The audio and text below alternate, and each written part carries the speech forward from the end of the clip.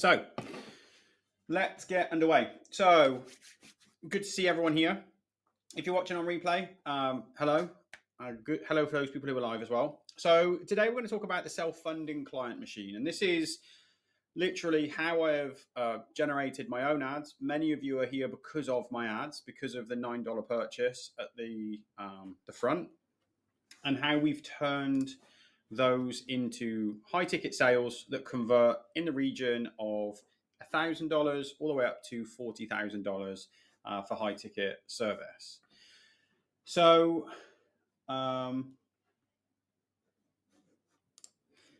there's 3 rules across this next 60 minutes. I would really appreciate it if I can have your focus. Appreciate probably doing things in the background, but for you to get the most out of this, focus if you can. That'd be much appreciated. Otherwise, you're probably going to need to watch it more than once.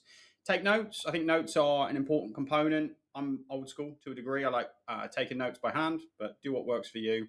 Parts 2 and 3 are the real detailed pieces. And stay till the end. Like if you leave early, you're going to get theory instead of a plan. I appreciate it's really late for you there, Aquino, so I do appreciate you joining. And who's this for? And who is it not for? So this is not for you if you're looking for some get rich quick ad scheme. That's not what this is going to be. Right, this is not that. So if you've got no belief in yourself and you need to constantly change what you're doing every 7 to 10 days, this isn't going to be for you either. If you're not willing to run any type of traffic to an offer, whether it's paid or organic, then this isn't going to be for you. But this is for you if you're a coach or a service provider, you already have some kind of proof of concept. The more, the better. You're ready to finally install a system and not just chase more and more tactics. And you are tired, if you're running ads, you're tired of funding a stranger's decision-making process through either your own cash flow or your time. So I think the real hard truth here for 99% of people is you actually don't have a traffic problem. You're just simply funding strangers' decisions. So let me explain what I mean by that in a bit more depth. Because something I hear a lot of the time is, oh, I just need cheaper leads.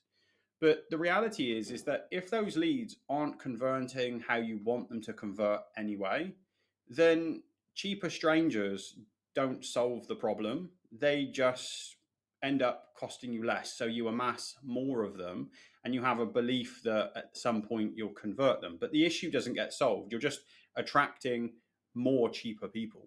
So whether the lead is cheaper, more expensive, you just need to stop speaking to that person who's on the fence constantly in a way that's costing you time and money. The next piece is people will say, well, I just need a better funnel. Like I just need to make my landing page better. I just need to go and get a designer to put some fancy graphics on it, make it look good, make it load quicker. Obviously, all of those things have an impact, but a prettier route to the same expensive, maybe the same person who is on the fence. And the other side of this is the more ad budget. Like the last thing you want to do is spend more money chasing something that isn't working. And I think the point that I'm trying to convey here is that the fix to these problems is not more of anything. It's finding a way to generate buyers in a system where they pay for themselves so that we can remove some of these costs. Because in principle, like all of these things will have benefit. So cheaper leads, yes, if you can bring enough of them in, you're going to convert more. But most people don't have limitless funds. So you end up running out of runway. A better funnel, like, yes, of course, having things load quicker, better graphics, those types of things, they can improve a conversion. But if you're having to really focus on those tiny components to get anywhere near an average conversion, that's not the issue really. And just simply blunt force spending your way out of the problem, unless you have incredibly deep pockets, you just can't do that. So we have to look at this in a different way. So my promise to you, by the end of this hour, you're going to know how to make your ads pay for themselves in 30 days or less. You're going to know how to convert those low ticket buyers into mid and high ticket. And we'll look to do that inside of a 30-day window or less. So we're going to look at 3 secrets, and I want to make sure that you also come away with one quick win. So first thing we're going to look at is, why did the best front end offers make no profit? So 0 profit. The structure that turns ad spend into buyers instead of it needing to be a cost. Number 2 is the most misunderstood numbers when it comes to low ticket. We're going to look at 6 particular buying types and how to spot which one somebody is quickly. Then we're going to look at why day 31 is a really important point, and actually where you see what I would refer to the long tail. A lot of the real money starts to come in. Part 2 and 3 are the parts that I don't think anyone teaches the way we teach, certainly not at the depth that we teach. I've looked, I couldn't find anyone, which is why I ended up teaching myself how to do this. So just some data so that you can understand that this isn't just something I've just hypothetically pulled out of thin air. What the numbers look like. So we've had 4,000 low ticket products sold in the last 12 months. Our average cart value, so the average amount of money somebody spends when they purchase a $9 product, is $34.49. Obviously, there's some fluctuation there, but that's the average across the year. Our conversion rate into high ticket, and I want to be super transparent about this. So our personal conversion rate as a business is 2.5%. We have worked with people and got them to 5 to 7%. Some of this is just simply going to be niche specific. Ours is 2.5%. That's what our business does. From an ad spend perspective, we started by spending £60 a day. So if we were in the US, it would have been $60. If we're in Europe, it would have been €60. And we scaled that spend at break even up to £500 per day. So there's some understanding here around the numbers. I've been online for about 8 years. I've been in cold sales, building businesses for about 20 years. Prior to what I'm doing now, I owned a recruitment company. But my journey in the online world has kind of looked a bit like this in a nutshell. So the first thing we looked at was cold ads. When I very first started back in 2019, there was a very short window of time where I spent a lot of money very quickly because I was told I should run a webinar. And then that was a webinar to cold traffic. Looking back, I don't know why I was given that advice, because I'd never been in front of a camera, didn't like being in front of a camera. I'd never run a webinar before, and I was sending it to cold traffic expecting it to convert. Well, it didn't. So I ended up being able to break even on my ad spend, which was around £3,000, but it was stressful. Having already built a proper business, in the sense of a business that created cash flow through systematic action, this didn't seem like it was going to be the route for me. So what I've done since then is I then turned and I focused heavily on organic. We went 100% organic, and that's why I think a lot of people are in my audience at this point, because I'm known for doing messaging on LinkedIn. We've written an Amazon best-selling book around how to do messaging on LinkedIn. We've helped 2,000 businesses in depth. We nailed the organic piece, we automated it, but the reality is we hit a hard ceiling as a business, and there's only so far that I could take my own content and, most importantly, my own outreach. So I was at a place where I was like, there has to be another option without creating a pair of golden handcuffs for myself, because that was the whole reason I had stepped away from my previous business, is I wanted time freedom to spend with my 5 kids, my 2 amazing pugs, and my wife. And funny how out of all of that, the pugs are the amazing ones. Anyway, I digress. Next, we move to the third door. And this is where we really focus today. So we have a $9 product. We started with £60 a day in ad spend. It wasn't cold leads to a pitch. It wasn't organic only. It was a front end offer that ultimately paid for itself so that I could move people forward. So I want to look at some maths just for a second, just to kind of paint a couple of the alternatives, because I think that anyone who has tried ads typically will have looked at things like a call booking funnel as an example. And I'm very openly not a fan of it for most businesses, because most businesses are trying to limit their ad spend as much as possible to be able to get a result. So if we looked at, it's costing $150 for a booked call. I think that's a pretty reasonable booked call. There's plenty that cost more than that in lots of niches, but we're going to use a budget of $1,500. So we've got 10 calls booked. Okay. We've got a 30% no-show rate. So that means 3 calls haven't shown up, and we're able to close at 20% to cold traffic. For somebody who's not an out-and-out sales pro, that's pretty good. Especially when you've got ad spend happening, the psychology of like, I need to make this sale, etc. If you've got a $2,000 or $3,000 offer, you've made some profit, but it's not great. You've made about $1,000 to $2,000 bucks. So in principle, that's scalable until you hit a little bit of a rough patch, and then essentially you go all the way down to break even. The problem being, this is on your back end sales, the things that currently pay your mortgage, feed you, run your business, and so on and so forth.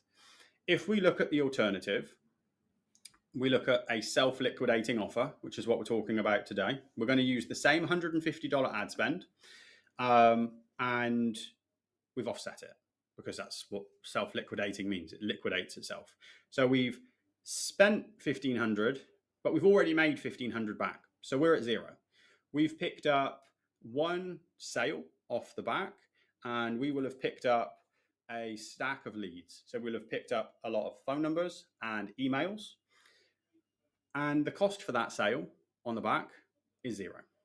So we're in a place where it doesn't matter what the show rate is, what the close rate is, we'll hold those numbers the same. We still make the 1 sale because of how we're converting things. So we've now made $3,000 instead of $2,000 or $1,000. Now I'm going to play devil's advocate, because it's very easy to go, yeah, but Alan, that's very idealistic. What if I can't liquidate my ads?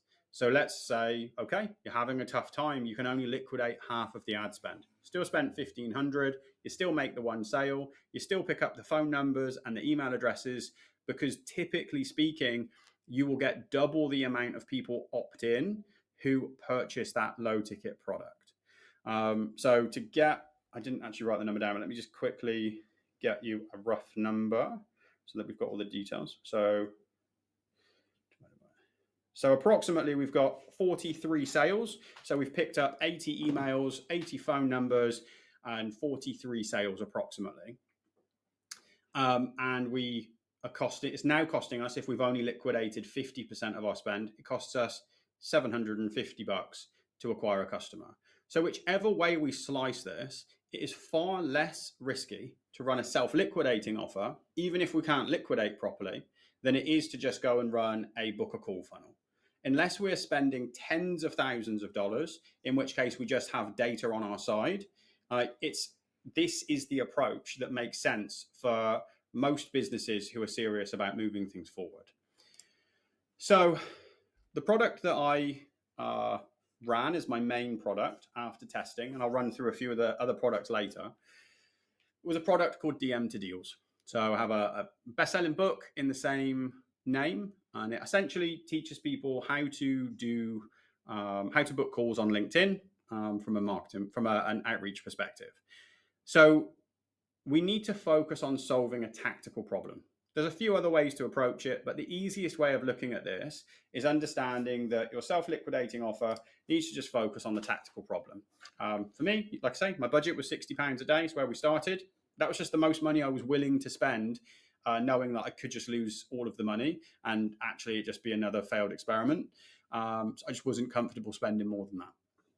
My expectation was I would lose money. It wasn't going to work. And I think this is a really important piece. Anyone who's running this type of process, you need to understand that you're not going to liquidate the ad spend on day one. You just aren't. It just won't happen. You have to know that from day one. And as it says there, like at the bottom, 3 things that I really didn't expect. It paid for itself very quickly. Buyers upgraded without being asked to do so.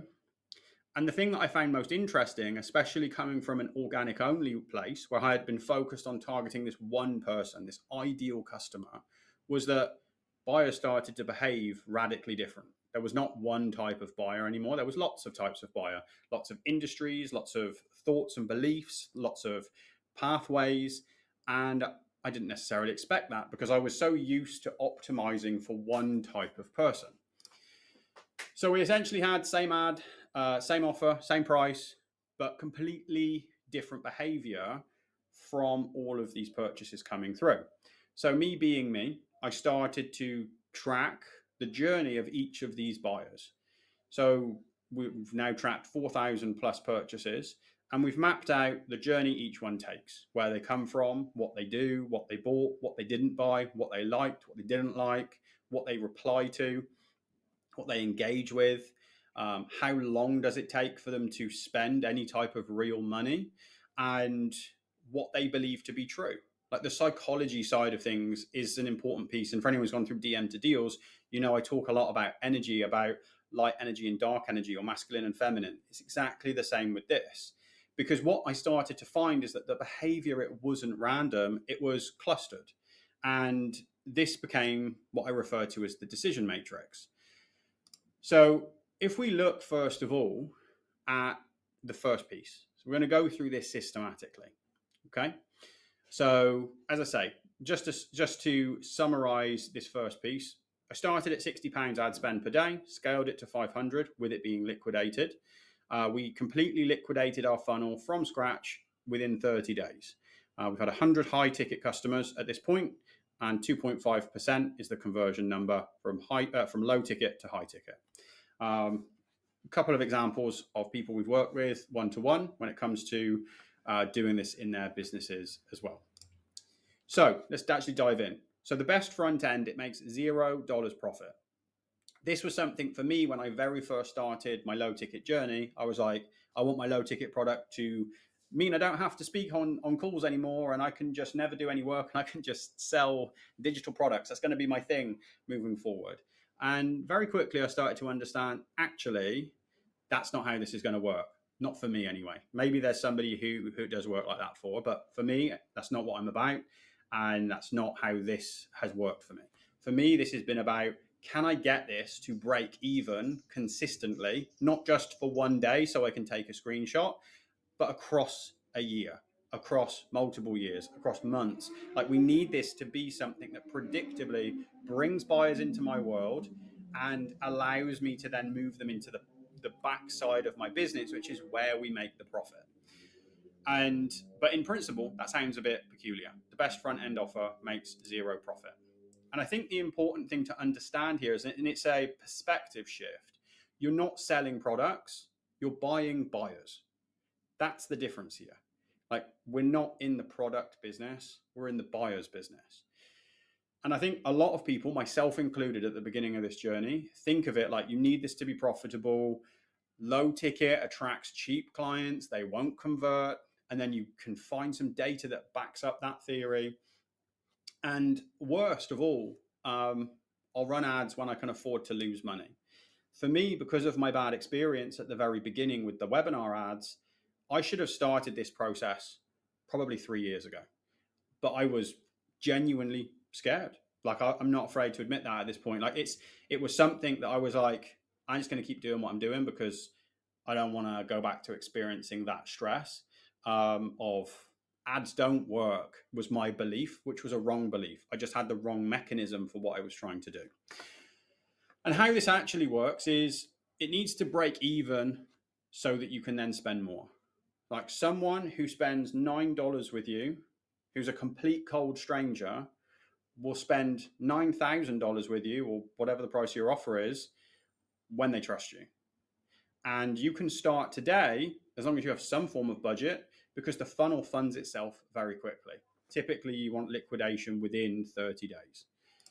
So a lead and a buyer, they're not the same species. So a lead, think of this like someone who just gave you an email, you gave them a lead magnet, or whatever. They attended a free event, but they've never done anything else with you before. There's zero risk from their side. There's zero commitment. And you can guarantee that if a lead magnet was involved, it's just sitting in their inbox gathering dust. They didn't even look at it. A buyer took out their card and actually bought something. Like, they did the hardest thing in business to do, which is purchase. Because once the card has come out once and they have purchased, there has to be a level of trust. Even when you've got a money back guarantee there, they're saying, this solves a problem. I want this to work. I don't want to have to consume 10, 15, 20, 30 hours of YouTube videos or download 100 PDFs. This is the thing that will fix that one thing that I want to move forward. That trust is something that helps move somebody forward. One of the best examples I ever saw of this outside of my own business was in the menopause space. And we had a client who kept saying, we have all these women who say they've got itchy ears and they don't understand why, but it's driving them insane. They've never had itchy ears their whole life. Now, all of a sudden, they're in the early stages of menopause and their ear is just constantly itchy. And this coach was able to explain in a very simple way why you have an itchy ear, to do with estrogen levels, and how to fix it. And just giving this advice away. The minute that was turned into a digital product, it brought people in. And to the coach, it was such a small problem. Like, why would anyone pay me for that? But it solved a massive problem in that person's life right there and then, which immediately starts to bring trust into the equation, which then starts that journey towards the back end.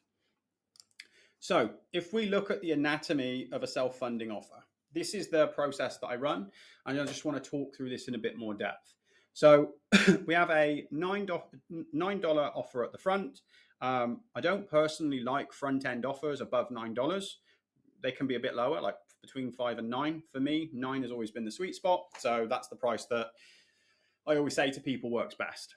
We then also on that front page have 3 order bumps. So I used to have 2 for quite a while. I found 3 works better. So we essentially have, you see the price points, 18, 27, and 49. These need to complement the front end offer, and they need to start moving the person towards the next step in the process. The first upsell is on the next page. So once they've completed the initial part of the checkout, it doesn't go to a thank you page, it goes to an upsell page. That first upsell is around $98 for the main offer. Over time, you can bring in a downsell, but I just want to keep this simple for today. So we have a $98 offer. And then we go to a second page. Everyone goes to that second page, which is a $397 offer. I've tried $297, $497. They're okay. $397 seems to be the sweet spot inside of my industry. Pricing needs to be tested in a couple of ways. But if you were to just take nothing else away from this first section, this is the structure of the funnel. Now you can see, if you're remotely savvy with this, you can see that our average cart value, I mentioned it earlier, is around 35 bucks. So you can see that people aren't just buying this $9 piece, but they're also not all buying everything. But it's averaging out at 35, 34 and change.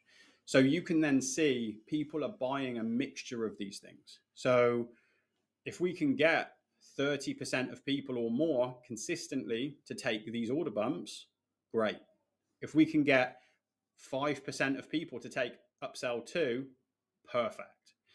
So there's different ratios for different pieces. And I think that understanding some of these numbers becomes really helpful with knowing, is what I'm doing working? Because it's very easy to start out and be like, okay, I'm going to get 10% of people to all buy my upsell 2. Well, if you can do that, you're leading the industry. So it's an unrealistic number. 5% is a hard number to get to. If you can sit at 2 to 3%, your funnel is more than liquidated. And it's about understanding, how do we create this by design so that it does what it needs to do, and then we leave it. Like, we don't have to change it once it's liquidating. And I think when people are chasing profit on the front, that's where this becomes a completely different animal. So, quick overview here. So our average cart value is 34 and change. And CAC stands for client acquisition cost. So the cost to acquire the customer. So if you're running $35 in ad spend, you are typically going to get 1 customer per day. If you're currently acquiring a customer for $31, but they're spending $35, we increase the spend because it's liquidating with a bit of profit. If you're in this kind of realm, like if we're around the 33 to 36 type of bracket, probably a bit tighter than that, we're just going to leave it where it's at. That's not necessarily scalable at that moment. And then if your cost to acquire the customer is above 37, we've got a problem. We need to start looking at why this isn't liquidating properly. Sometimes it's going to depend on the spend, because if you're spending 60 a day versus 500 or 1,000 a day, well, you're targeting different pools of people. So you should break even much more at this lower end, so 30 to 60 per day, as opposed to being up here. It's going to be harder. You may be in lots of profit at the very beginning, and that's going to erode away as you spend more because you're going into colder and colder audiences. Okay, so the 3 mistakes that kill the front end. Price is too high. So this was a mistake that I made very early on before I stumbled across the $9 product. I was trying to do a low ticket product, what I felt was low ticket, at 47 or 97. Now, you will see some products in the marketplace at this price point that clearly work, but they're running a different process. They're not running a self-liquidating offer. They're running a completely different process, because the issue with this is that these prices remove volume for most people, which means that you're not going to be able to get the traction needed to be able to liquidate this consistently. The next mistake that I see people make is they think that they can just have just the $9 product because they don't know what to put as the order bumps or the upsells, or they don't want to complicate it. They just want to keep it simple. We have to have a funnel there, because you can see if it costs 30 to 40 bucks to acquire a customer, $9 does not liquidate that. You don't have to be good at maths to figure that bit out. The other thing that I think a lot of mistakes that people make, myself included, is expecting all buyers to act the same. And this is that big shift. If you do organic right now, this is different. So yes, we still have our ideal customer, one specific type of person who is our priority to optimize for. But we have to understand that if we're providing a tactic that solves a problem, that's not just going to speak to one person. That is going to speak to people in a wide range of situations. And because we're no longer reaching out to them, they're coming to us. We have to understand, how do we take this person through our business? So as I go through, if you do have questions, please put them in the chat, and we will obviously dive into these as I get to them as we go. So I want to help you for a second, and I want to give you some ideas around your $9 product, because I think this is one of the pieces where people get very stuck, and it ends up turning into a 3-4 hour ChatGPT or Claude marathon trying to come up with this perfect product that, for the most part, AI, if you're talking to it for that long without a very clear prompt, you're not going to get what you want from it. This is really simple. If you're great at what you do, you're an expert in your space, you have a knowledge base, is what I'm saying. What is the off-the-cuff tactic that you help people with? So for me, it was, how do I consistently book 20 calls per week from cold outreach? It was just like, well, that's not really a big deal to me. Like, I can talk you through that in 5 minutes, but it sells like hotcakes because it's a problem people want solved. If you're a technical person, it could be, how do I install my Meta Pixel successfully? And how do I create custom audiences if you're technical when it comes to ads? It could be, if you're in the wellness space, something like, how do I work out the right amount of protein to consume? How do I stop itchy ears if you're a menopause coach? Like, there's all of these very simple things. I guarantee that when you speak to people on calls right now, or when you create your own lead magnets, that's the thing that should be your very first low ticket product. So I want you to go away, literally pull up a piece of paper, open your notes app, whatever it is, just write down 2 or 3 things. If you're willing to share, put them in the chat. Would love to see a couple of ideas, and we can look at them at the end of the session, and see if we can help evolve some of those a little bit more. But that's literally how simple it is to come up with that first product idea. It doesn't need to be a complicated, deep product or process. This is $9. So for a lot of people, they just take their best performing lead magnet and they turn that into a product. But the reality here is we need to understand we are probably going to need to test. We can guide people, and we've done a lot now. So to give you a couple of examples, I've run 11 different low ticket products so far. Most of them did okay, but they didn't necessarily drive the right buyer to the back end of my business. So a couple of examples. So DM to deals, which I've obviously mentioned. 5-minute VSL, that was one of the first that I tested. Did very well, but it was bringing in the wrong type of buyer. Knowledge to cash, which is how to take your expertise and turn it into a digital product. Systems to setters, how to systemize just the sales side of your business.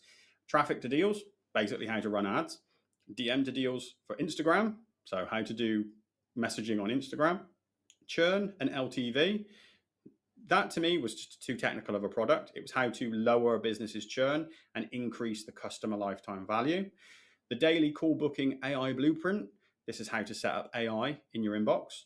Sales delegation kit, this is how to hand off your sales process and automate it. Viral conversion content, well, does what it says on the tin, makes you viral content. 21 laws of business growth, general business motivation. So you can see, like, I've gone through lots of different ideations. There is no problem. Once we have budget, there's no problem in testing things. It's okay for things to not always work. We want to run through ideas until we find the ones that work effortlessly. So let's dive into the next piece here. So like I say, if anyone does have questions, please do drop them in the chat. Be good to get some engagement as we go through. So this is I think one of the most misunderstood numbers in low ticket.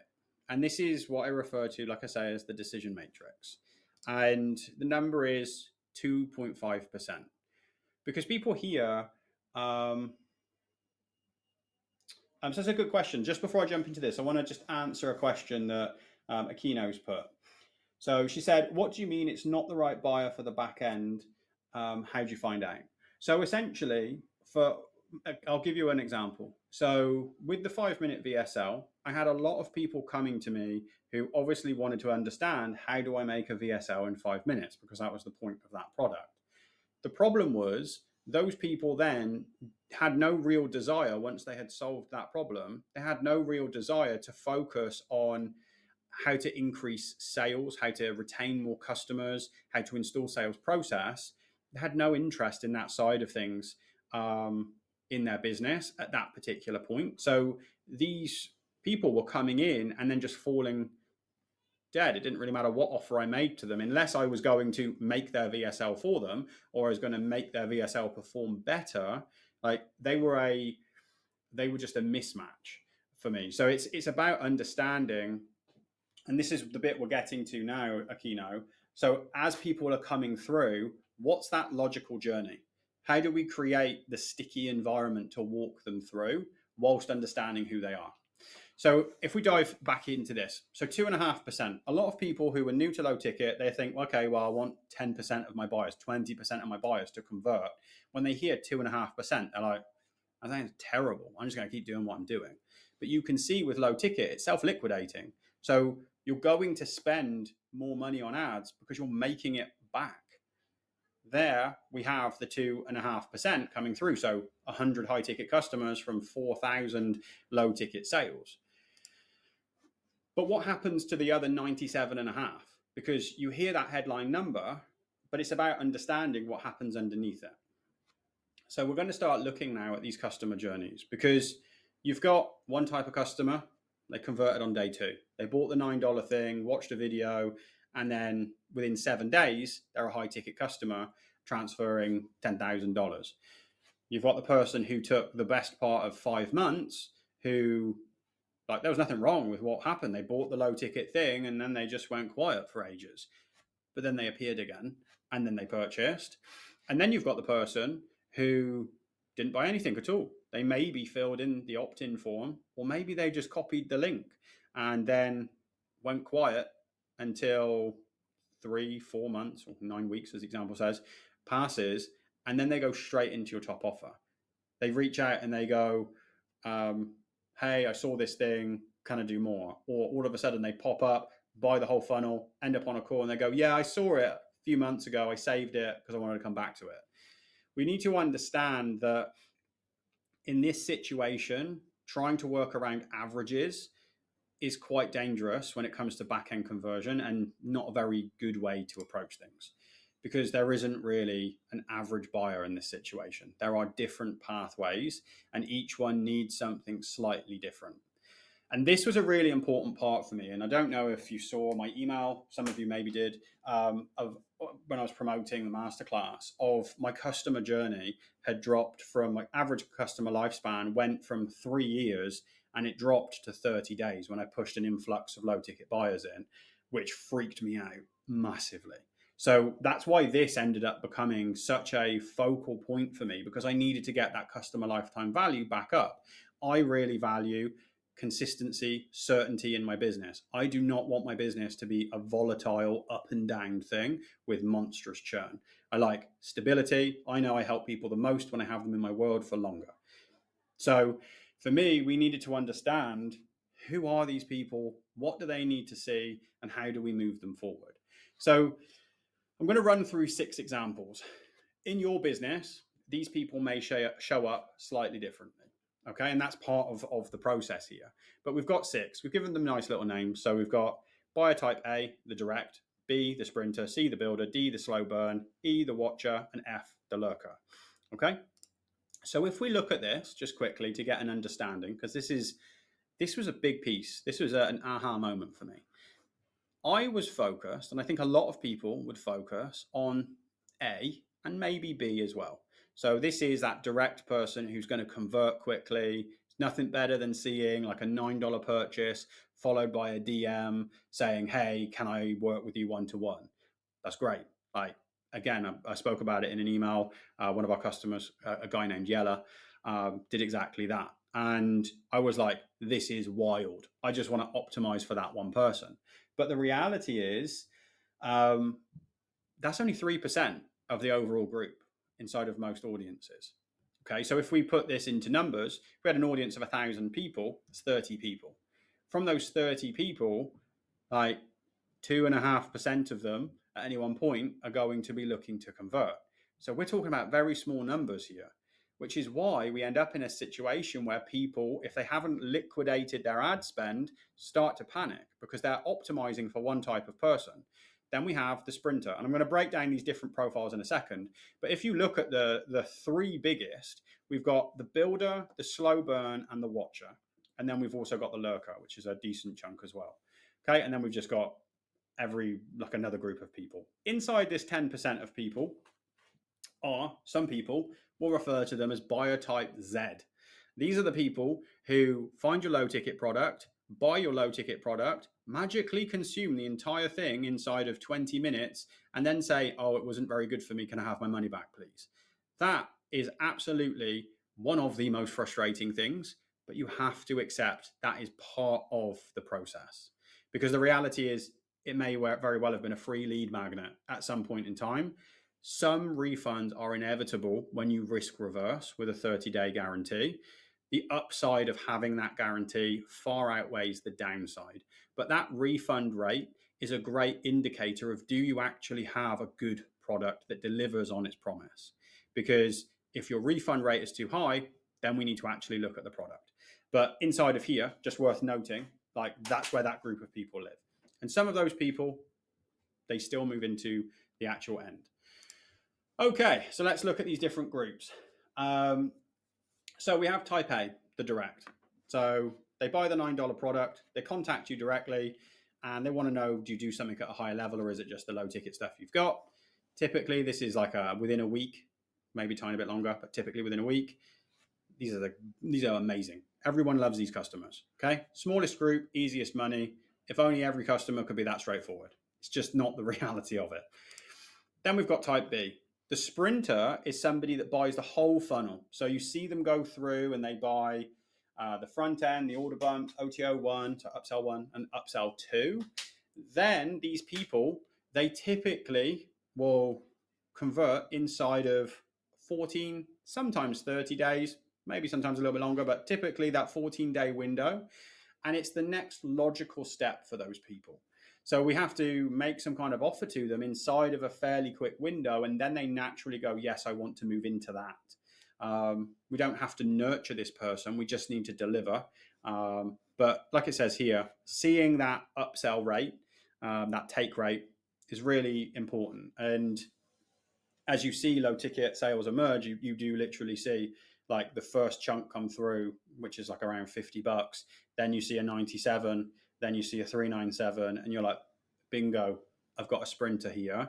We know what type of process that person is going to want. So and I'm going to get to it in a minute, but this is where we have to start looking at what do we put in front of this person? How do we engage with these buyers in ways that help get us to the back piece of our business? Now we get to the builder. And this is where I think things get really interesting, because let's say you've run as much ad spend as you can. So you're spending as much money as you possibly can, and you need people to be converting. And you've seen one or two convert because of your type A and B. Now we get to the builder. If we don't have this right sequence coming in, so these people will typically buy the front end, one or two of the order bumps, that's it. They probably won't buy anything on the back. But their conversion time can be anything up to about 60 days. They're driven by consumption, but not just consumption of the thing they've purchased, consumption of you, consumption of your business. And this is where getting in front of person becomes important. So this is your typical 20 touch points or 5 hours of content. So we're talking about emails, content, podcasts, long form, calls. Like, how do we get in front of this person? Because that's going to be the key differentiator between if they convert at 60 days or 21 days. But this is where it becomes important. So one of the things I experienced was we would see some customers come through from these first two groups. And then it felt like a barren wasteland at points, because these large chunks of the audience, nothing was happening. I was like, well, why? Because these people are converting. And it was only when I started to understand they hadn't reached the consumption thresholds to be able to say, I trust this person and I want to do more. Because let's be honest, most of us have been in the online space long enough to have been burnt at some point. Trust is not always easy to come by now. So we have to earn the trust through consumption. And 5 hours is the rough number. 20 touch points is another way of looking at it. And then all of a sudden, you start to see of these people starting to come through and convert on the back. Now we get to type D. This is the biggest group of the audience, but more of type C actually convert than they do of this group. Now look, we've got a really long time frame here. Okay, so they are typically going to buy only the $9 product. We're typically now starting to look closer to that 6 month mark before they start engaging. These people do need nurture. They need to see that you know what you're talking about. Nurture comes in a range of ways. Nurture can come in the form of emails, in the form of delivering your product and supporting that product well, reaching out to the person from a customer service perspective. Community can be an element of nurture here as well. Just your general content and engaging with people in the comments. Like, nurture can show up in a range of ways, and this forms a big part of the decision matrix to understand what do people need. Because just because they've purchased something from you on Meta, from a Facebook ad or an Instagram ad, doesn't mean they buy high ticket from those places. Doesn't mean that that's their safe place. And this is something that we see across all types of lead generation and sales. Finding that person's safe space, I refer to it as creating a mesh, becomes really important, because you might meet me on Meta, but you feel safe seeing me on Zoom before you buy. You might meet me on Meta, but you actually want to get to know me over 6 months inside of my community first before you trust me. You might meet me on Meta, but actually like talking over on LinkedIn because that's where my product is, my low ticket product is from.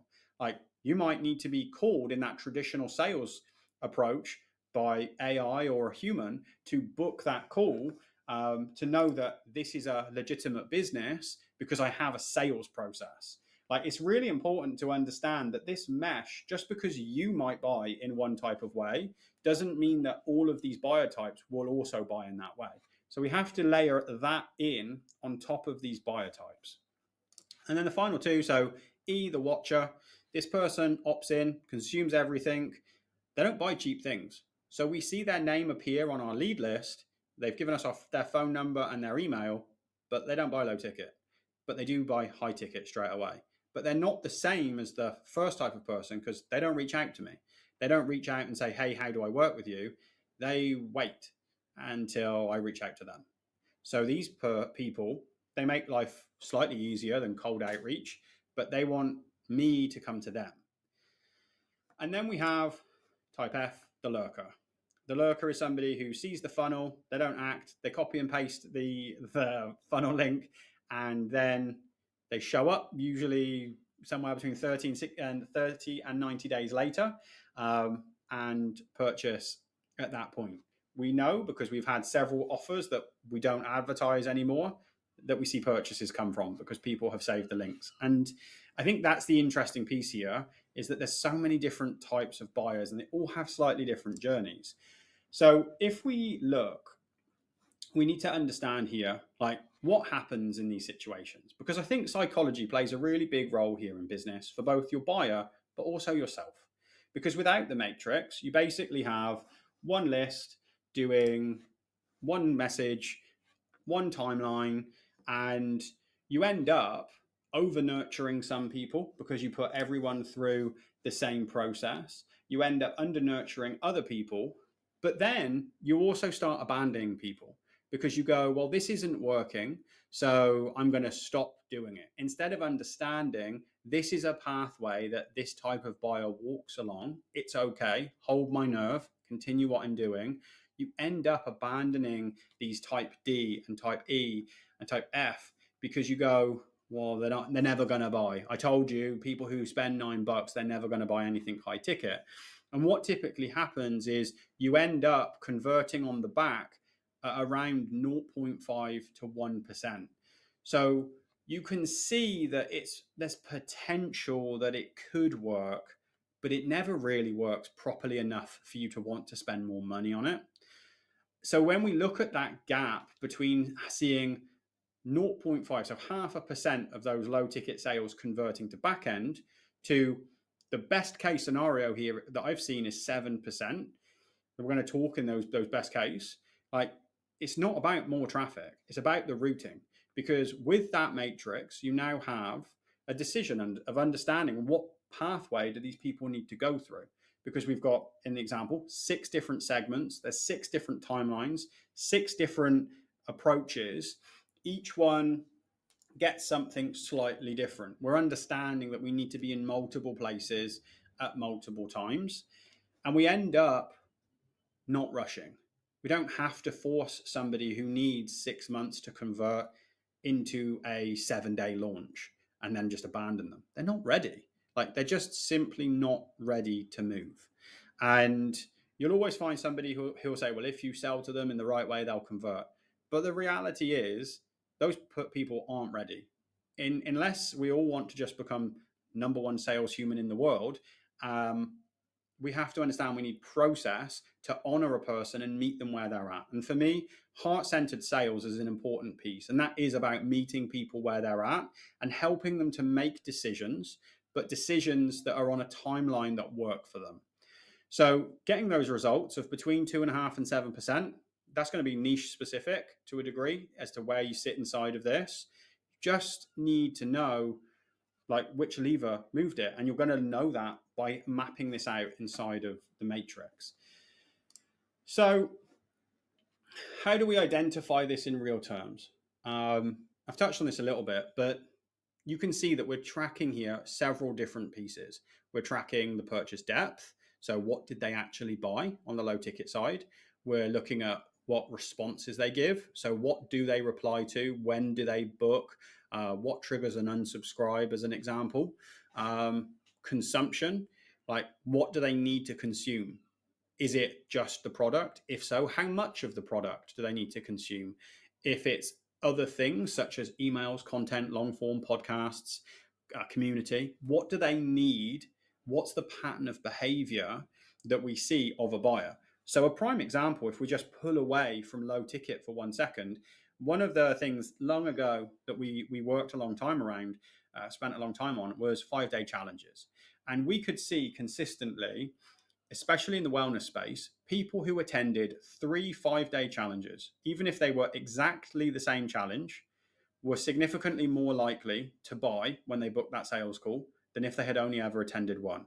Now, 5 days was very rarely 5 hours because they were short, sharp 10, 15-minute chunks. So we needed multiple events to see those convert, especially when you add in a more process-driven sales approach, which isn't aggressive. It's not like that typical high-pressure sales. It's more heart-centered. It's about helping that person through, because typically speaking, a lot of the people we work with as clients, they are the salesperson and the coach or delivery in their business. They want to get off on the right foot.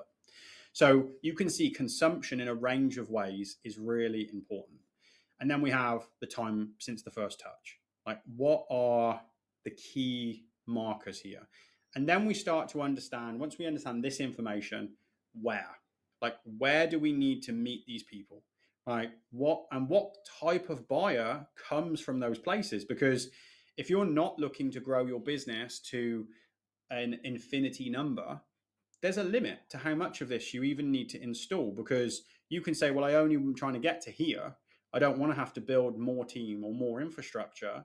I just want to get this full. And I'm a very, very big believer of building what's needed. So taking this information and taking what I'm saying about platforms and saying, well, what do I actually need to get in place? It might be that all you need is an AI customer service caller and a consistent email approach, and you get to the numbers you want to get to. And that's great. I ended up pulling back on my ad spend because I had too many people coming in, and I was building a pair of golden handcuffs. I don't want to build a big team in this business right now. Like, I still want to spend time with my kids. And beyond that, I want to travel with my wife. So this is about using this process and building the business that you want to build. So secret number 3, just going to have a quick look in the chat and see if there's any questions. So,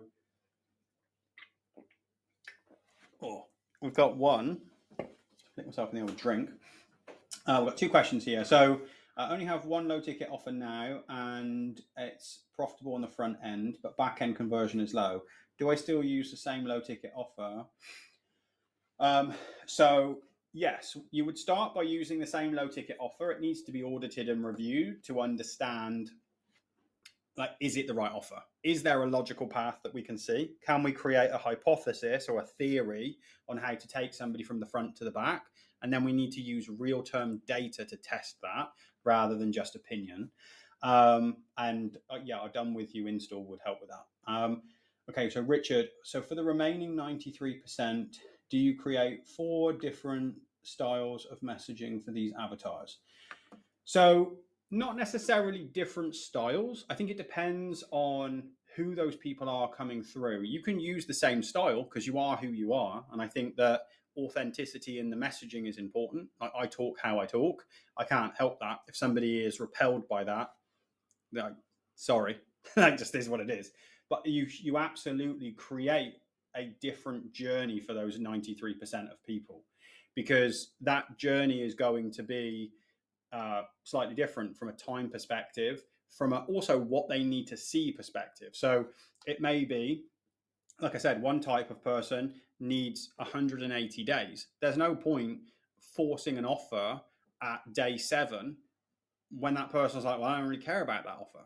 Now, you can still put that offer in front of them, but you know that lots of people aren't going to convert in that way because they're in these other groups. It comes down to, and again, part of this is the authenticity of who you are. Like, you can segment these people into clinical lines, essentially, and they only see what they need to see. So it's very, very clinical.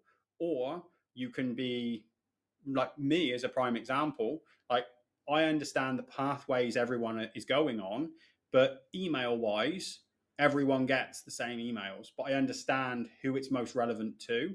But I'm always curious, and that's just who I am. Like, I'm always curious. I move a lot with speed, and that in itself is a disqualifier for some people. They're like, Alan moves too fast. Fine. That's an important piece for people to be able to opt out in those situations, because you go, well, that's not my buyer.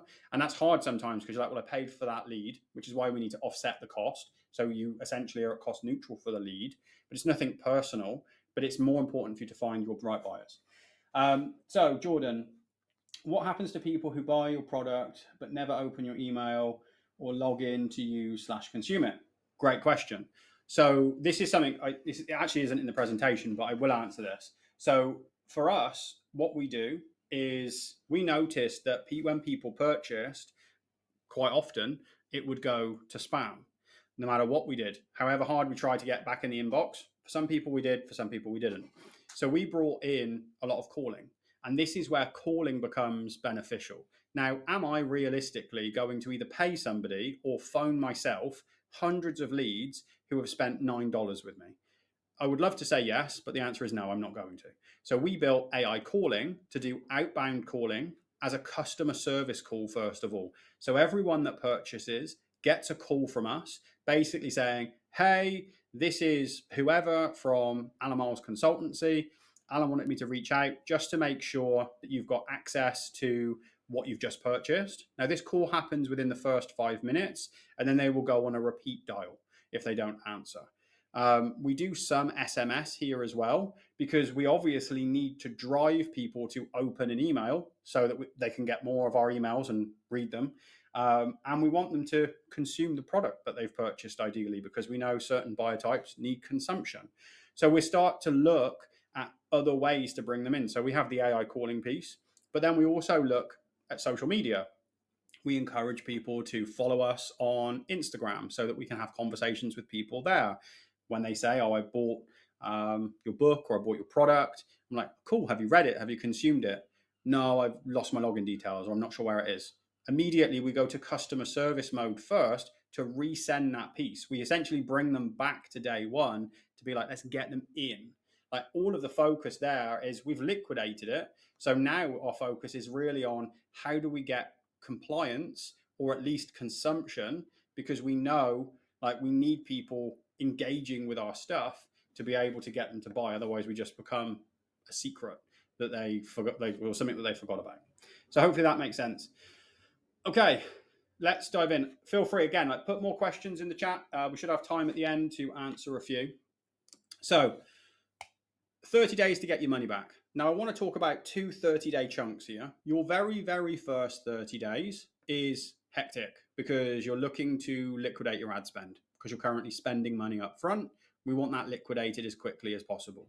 So you should know if that low ticket product is successful within the first 7 days. We can do it within 72 hours at this point with limited ad spend. If it's not successful, we don't try and make it successful. We get rid of it and we put another one in its place because the marketplace will tell us what we need. We can't just hope and pray and force something to work. It either works or it doesn't. It's that straightforward. From there, we really focus, first of all, in that first 30 days. And if we look at the low ticket piece, we're making sure that we're constantly adjusting. So we're running through different order bumps, bringing in the OTOs, so the upsell 1 and upsell 2. We need to see liquidation starting to happen by the time we're really getting up towards this third week. As we get towards the end of that first month, we should be in a good place where we know what our funnel is. Maybe still doing a couple of low-level tests on a graphic or a headline to see can we get it to perform better than the liquidation number that we have. But we should be within that first 30 days fully liquidated. Now, that first 30 days as well, we're also saying, well, we've got buyers coming in at this point now. So the minute we have our first lead register, we need to start working those leads. We need to start building those pathways in front of those leads as we go, because we can't presume that we know what path. They need to show us what path. So we have to start carving those paths out. That first 30 days is busy, like no two ways about it. It is a sprint for sure. Now you can stretch it out, but you end up spending more money, and there's no need to spend more money. We can just apply ourselves in a timely way to make it work.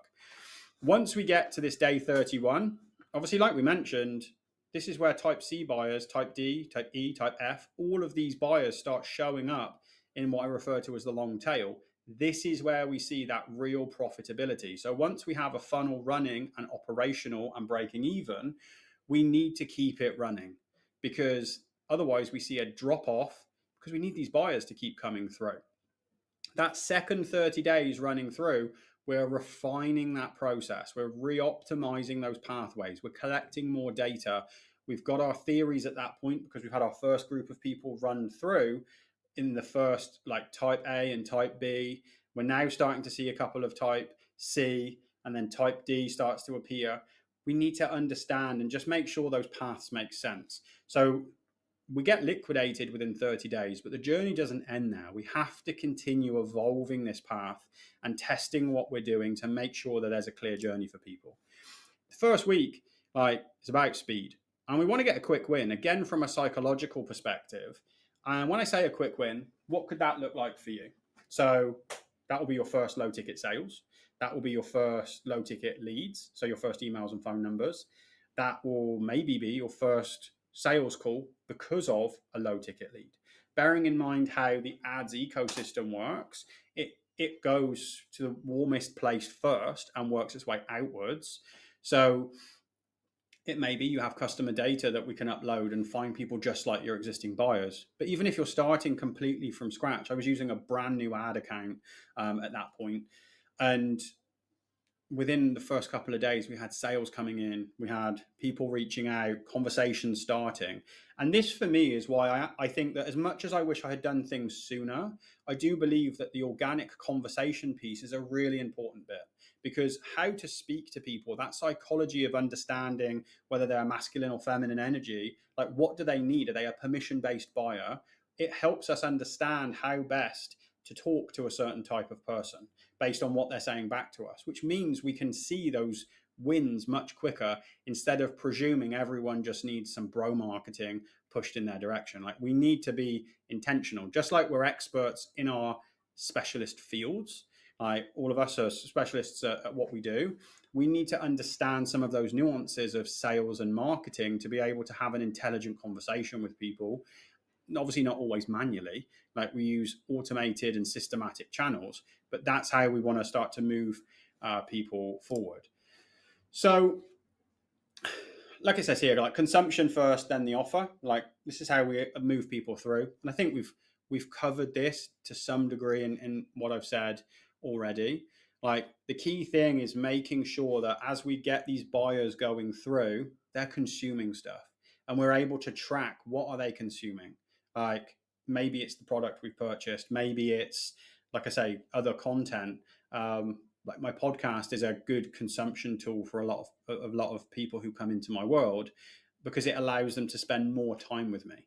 And it's something that there's absolute correlations here between buyers on Meta and followers that come from it. People who then, you see the podcast on a new YouTube channel, the numbers increase.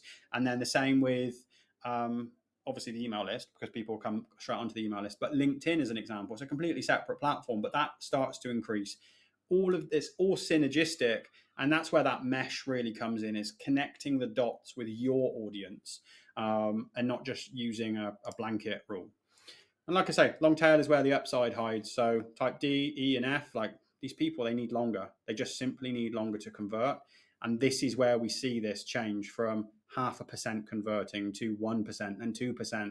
Then, depending on your niche, 3, 4, 5, 6, 7% converting into the back end. Has nothing to do with better ads, has nothing to do with a better front end. As long as that front end makes sense and links people to the back, there just needs to be that willingness to keep showing up systematically and meeting people where they're at. Because, as I showed you earlier, people give up on the process after 30 days because they go, well, I don't know why these people aren't converting. The information is there. The breadcrumbs are all there in the data. Like, people come through 4 months, 6 months, 12 months later. So just to run some numbers so you can see a rough understanding, like I don't really like talking too much about my own revenue numbers, but you can piece it all together.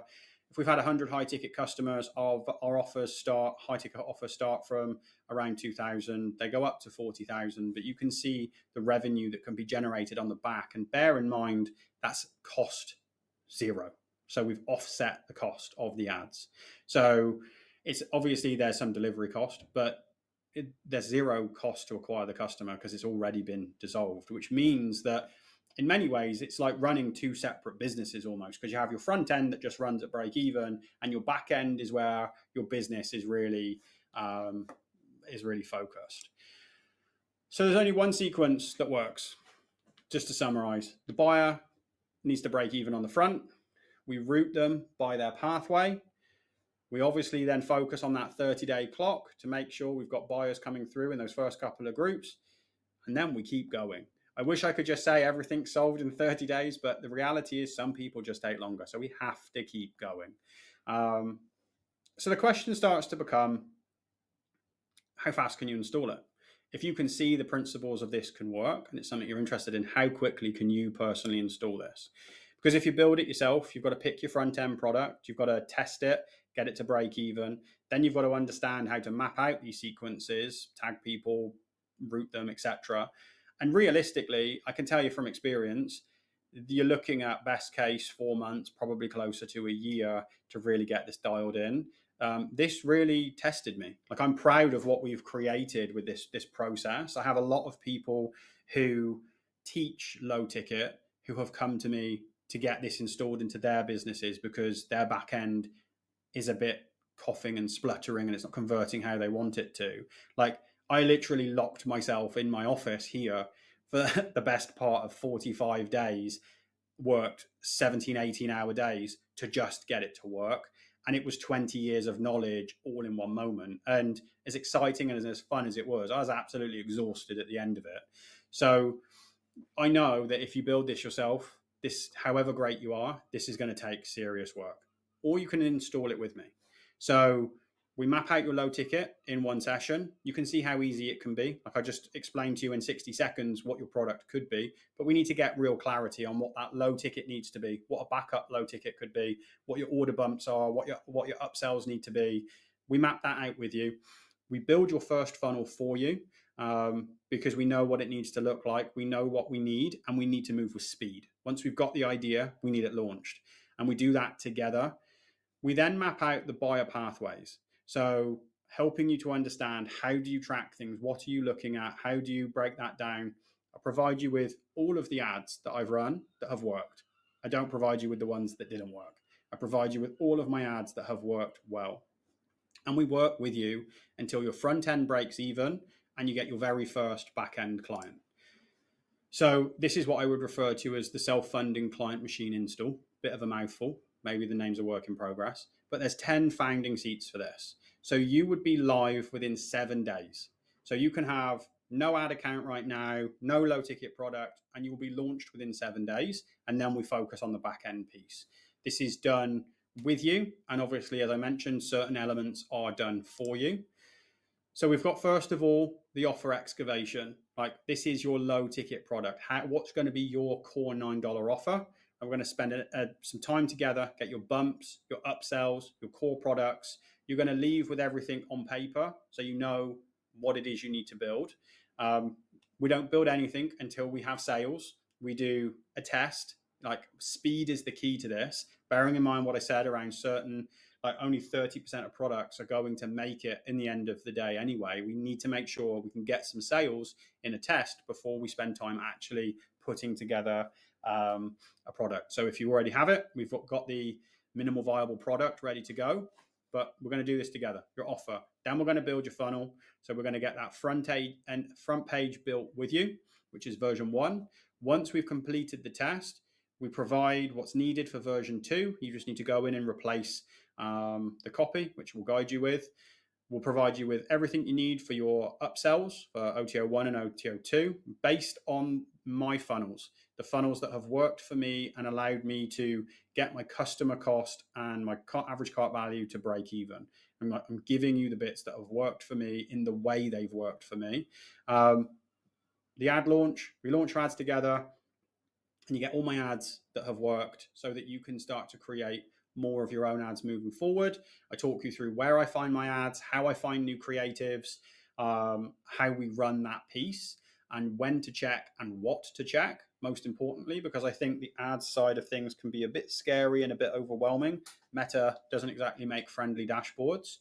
We then look at those buyer pathways. So everything we've spoken about in the decision matrix, we help you map that out.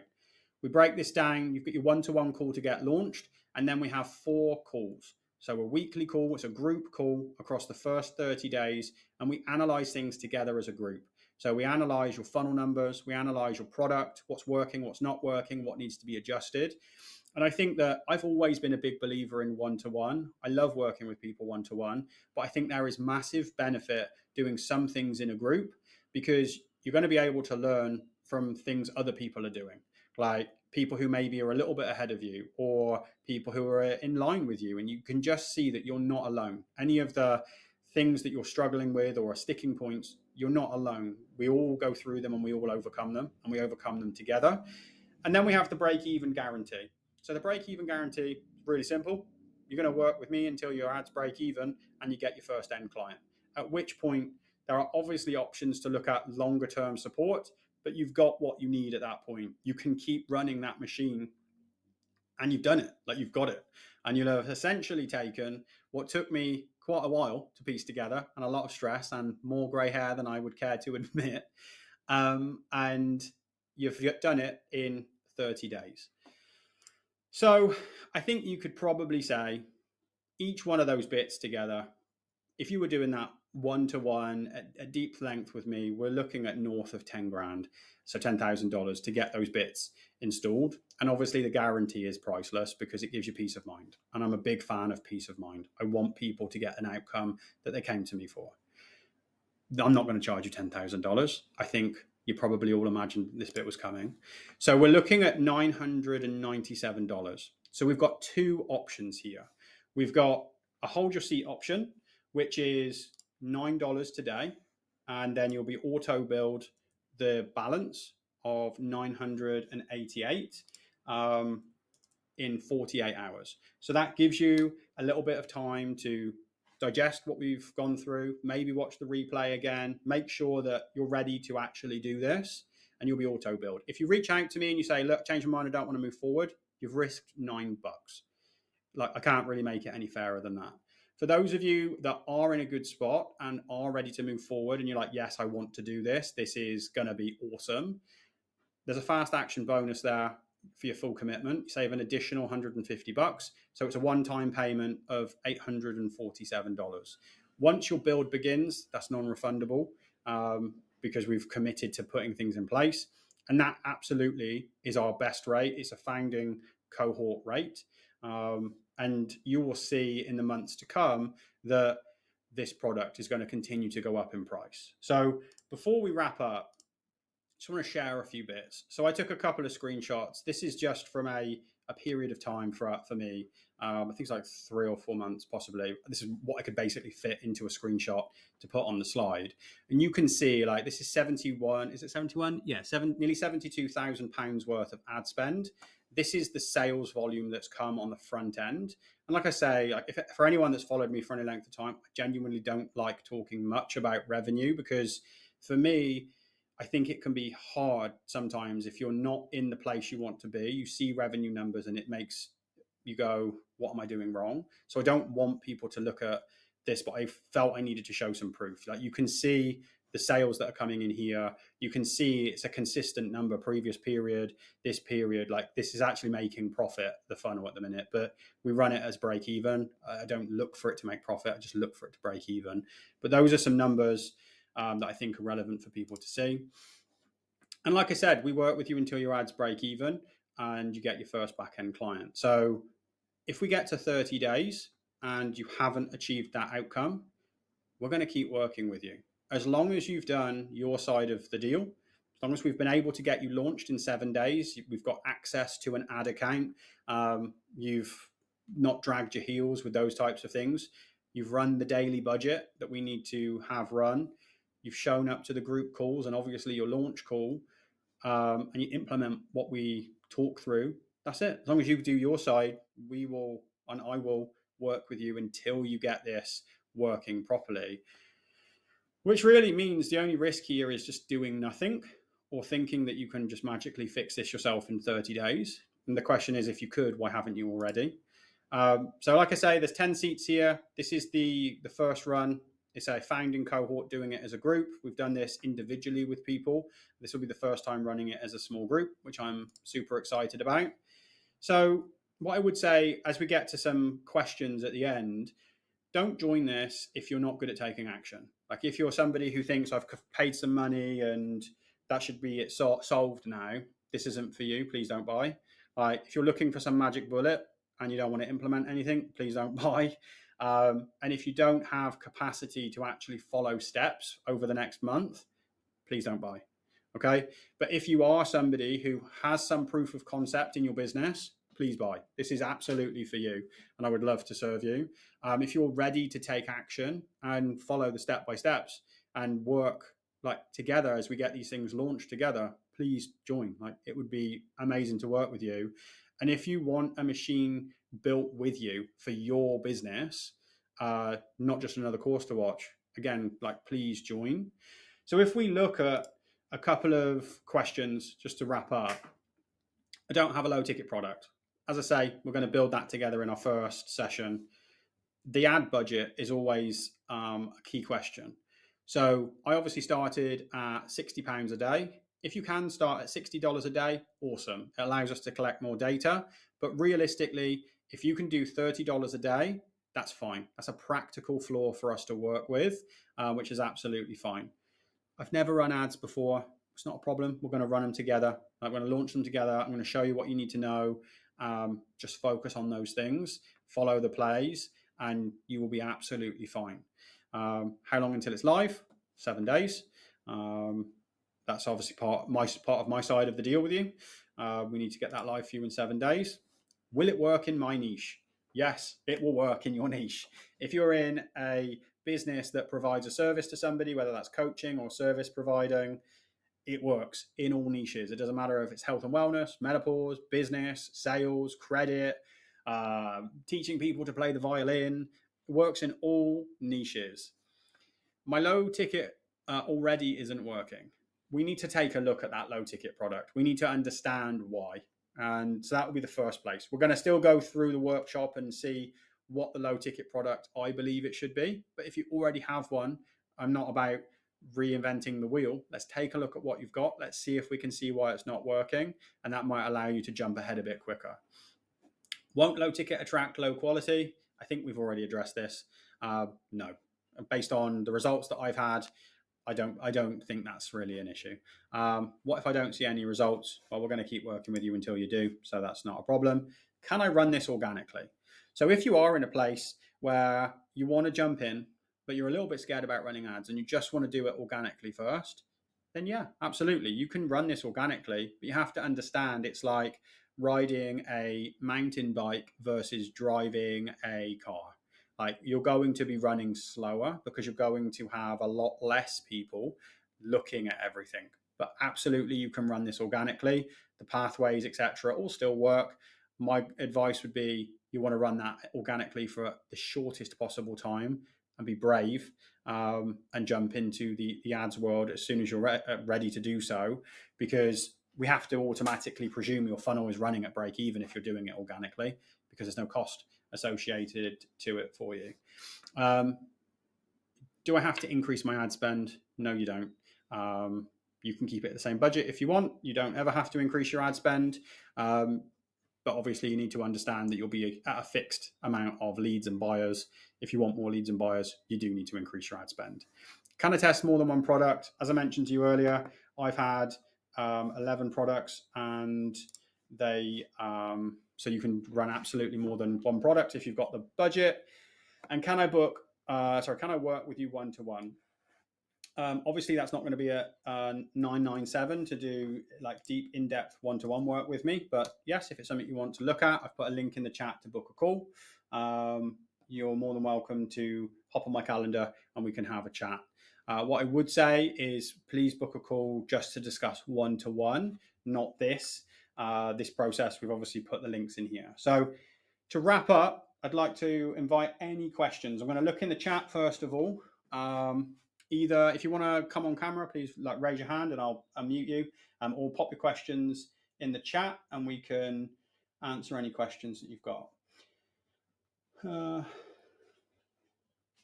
Okay, so the question, do you run a low ticket offer to $300 a day and then move on to build another? Did you get that? The one offer work on back end as well, then slowly build to 11. Do you build a team along the way? I think I'm going this path. So I actually launched multiple offers simultaneously at the beginning and then removed them as I went. Ultimately, you can build the way in which I would build multiple offers is you're going to build that one low ticket offer until you cannot scale it anymore because the cost to acquire the customer is greater than the average purchase, the average cart value, at which point that's the point when I would then launch another low ticket product and start to attack a separate pocket of people to build then a further list of people. And you obviously then need to make sure that that new one, you go back to step one and you make sure they all funnel through and join in the same way. Have we got any other questions from anyone else? I appreciate you all staying until this point in the session.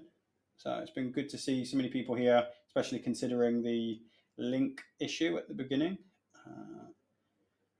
Okay, I'll give it an extra minute just to see if there's any more questions. But from my perspective, hopefully this has been helpful to you guys. I hope it's been valuable and something that you can see maybe yourself doing. So we've got a question. Is the conversion rate for back end will be usually increased to 2.5% after installing? Yes. So when you install the process, the first goal is to get you to 2.5%. I'm converting your front end low ticket into back end. As I say, some people will convert at a much higher rate, so up to 5 to 7%. But 2.5% is the initial goal to get you to. So if you have 4,000 low ticket customers, that's 100 high ticket buyers coming through. So hopefully that makes sense. I can see some people leaving. That's just fine. So if you have any other questions, I'm going to just stay on for an extra 30 seconds and I'm going to wrap up. And if you either want to message me directly, you can either reach out to me on Instagram.